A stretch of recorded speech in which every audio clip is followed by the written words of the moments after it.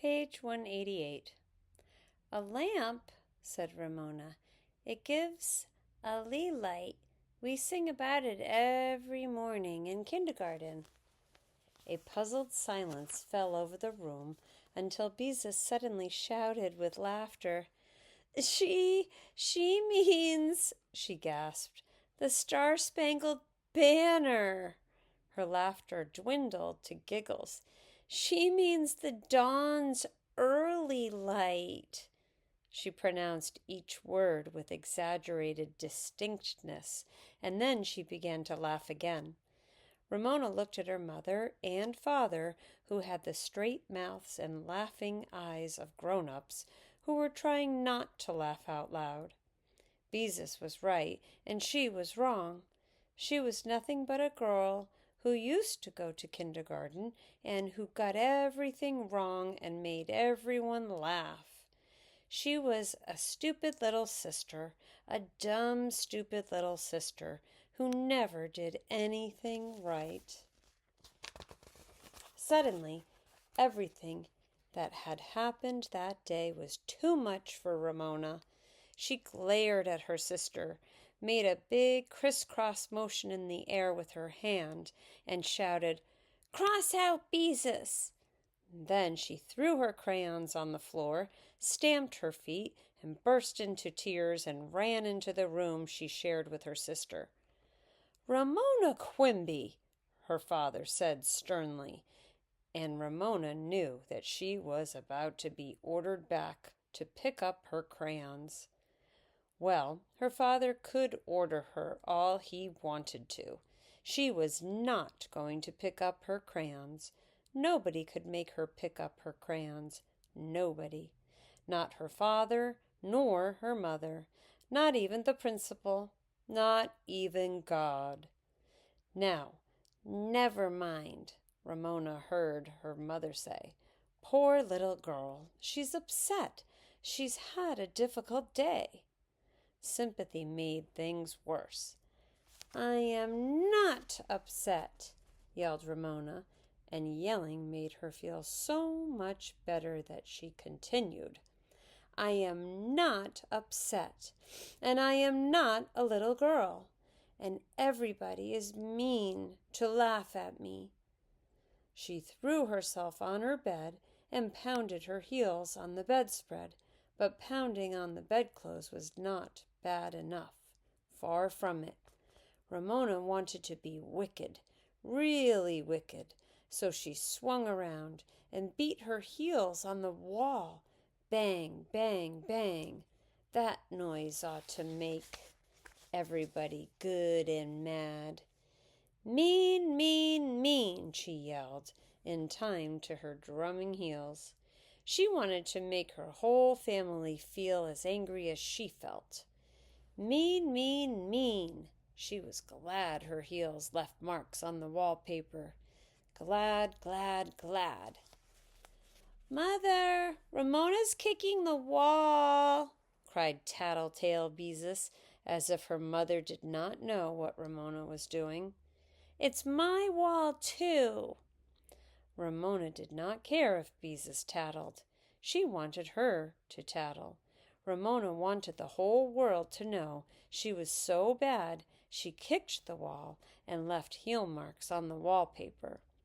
"Ramona, if you're going to do that, you had better take off your shoes." Mrs. Quimby's voice from the living room was tired but calm. Ramona drummed harder to show everyone how bad she was. She would not take off her shoes. She was a terrible, wicked girl. Being such a bad, terrible, horrid, wicked girl made her feel good. She brought both heels against the wall at the same time. Thump, thump, thump. She was not the least bit sorry for what she was doing. She would never be sorry. Never, never, never. "Ramona!" Mr. Quimby's voice held a warning note. "Do you want me to come in there?" Ramona paused and considered. Did she want her father to come in? No, she did not.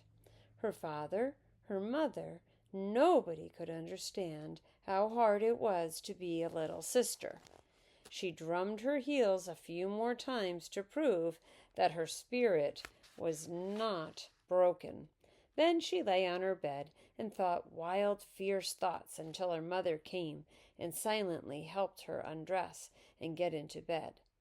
When the light had been turned out, Ramona felt so limp and tired that she soon fell asleep. After all, she had no reason to try to stay awake, because the Tooth Fairy was not going to come to her house that night. The next morning, Mrs. Quimby walked into the girl's room and said briskly to Ramona, "Which dress do you want to wear to school today?" The empty space in her mouth and the heel marks on the wall above her bed reminded Ramona of all that had happened the day before. "I'm not going to school," she said, and reached for her play clothes, while Beezus put on a fresh school dress. A terrible day had begun. No one said much at breakfast.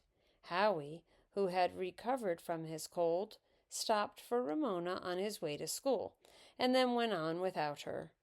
Ramona watched all the children in the neighborhood go to school, and when the street was quiet, she turned on the television set. Her mother turned it off, saying, "Little girls who don't go to school can't watch television." Ramona felt that her mother did not understand. She wanted to go to school. She wanted to go to school more than anything in the world, but she could not go back when her teacher did not like her. Ramona got out her crayons and paper, which someone had put away for her, and settled down to draw. She drew a bird, a cat, and a ball in a row, and then, with her red crayon, she crossed out the cat, because it did not begin with the same sound as bird and ball. Afterward, she covered a whole sheet of paper with cues, Ramona style, with ears and whiskers. Ramona's mother did not feel sorry for Ramona. She merely said, "Get your sweater, Ramona. I have to drive down to the shopping center." Ramona wished she had a dime from the Tooth Fairy to spend. There followed the most boring morning of Ramona's entire life. She trailed along after her mother in the shopping center while Mrs. Quimby bought socks for Beezus, some buttons and thread, pillowcases that were on sale, a new electric cord for the waffle iron, a package of paper for Ramona to draw on, and a pattern. Looking at patterns was the worst part. Ramona's mother seemed to sit for hours looking at pictures of boring dresses. At the beginning of the shopping trip, Mrs. Quimby said, "Ramona, you mustn't put your hands on things in stores." Later, she said, "Ramona, please don't touch things." By the time she reached the pattern counter, she said, "Ramona, how many times do I have to tell you to keep your hands to yourself?" When Mrs. Quimby had finally selected a pattern and they were leaving the store, who should they run into but Mrs. Weiser, a neighbor. "Why, hello!" exclaimed Mrs. Weiser. "And there's Ramona. I thought a big girl like you would be going to kindergarten." Ramona had nothing to say. "How old are you, dear?" asked Mrs. Weiser. Ramona still had nothing to say to Mrs. Weiser, but she did hold up 5 fingers for the neighbor to count. "5!" exclaimed Mrs. Weiser. "What's the matter, dear? Has the cat got your tongue?" Ramona stuck out her tongue just enough to show Mrs. Weiser that the cat had not got it. Mrs. Weiser gasped. "Ramona!" Mrs. Quimby was thoroughly exasperated. "I'm sorry, Mrs. Weiser. Ramona seems to have forgotten her manners." After this apology, she said angrily, "Ramona Geraldine Quimby, don't you ever let me catch you doing such a thing again." "But, Mama," protested Ramona as she was dragged toward the parking lot. She asked me, and I was just showing. There was no use in finishing the sentence because Mrs. Quimby was not listening, and she probably would not have understood if she had listened. Mrs. Quimby and Ramona returned home in time to pass the morning kindergarten straggling along the sidewalk with their seat work papers to show their mothers. Ramona got down on the floor of the car so she would not be seen. Later that afternoon, Beezus brought Mary Jane home from school to play. "How did you like kindergarten today, Ramona?"